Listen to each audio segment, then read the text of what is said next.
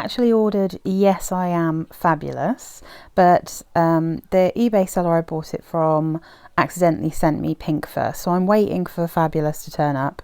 And I figured I've got this one, I might as well do a little review of it because I'm actually testing it out now. And yeah, so this is Cacharel. Now Cacharel is a bit of a classic house that made stuff in the 80s and 90s that were really popular, and More, for instance, which is one that I used to wear that I can't wear now, but that was really popular. So the lipstick bottles are, I think they're kind of kitsch and a bit tacky, but I kind of like them. So this is not the original. This is Yes I Am Pink First, as you can see. So this one, I mean, the actual bottle looks very similar to the original, but it has a pink lipstick shaped sprayer. So let's have a look at the notes for this. The top notes here are raspberry and pear. Middle notes are jasmine, ginger flower, orange blossom. Base notes milk, cardamom, ambroxan and sandalwood. So I mean, that is the reason I wouldn't have actually ordered this myself, is that this has jasmine and ambroxan in it.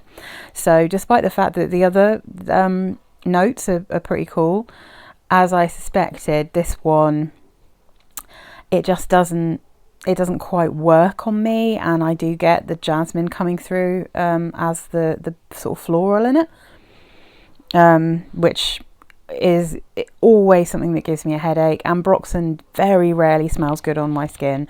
It's hard to explain what it makes it smell like, but it just feels like something that might trigger a bit of a headache, you know.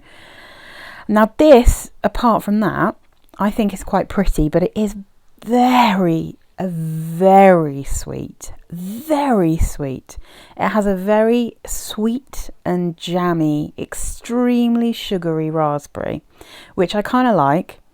And then it's something, because of the milk, I mean, I don't know that I'd call it creamy, but it definitely does have that slight lactonic vibe that gives it a unusual smell, even though this isn't something that I smelt and thought, oh, I've never smelt anything that smells like this before. Not so much, because it has such a syrupy raspberry, and there's pear and there's jasmine. There's just, honestly, can I get away from jasmine? Are there perfumes without jasmine in? I mean, my God. But anyway, the votes on this particular one are top raspberry, followed by milk, followed by pear, followed by jasmine.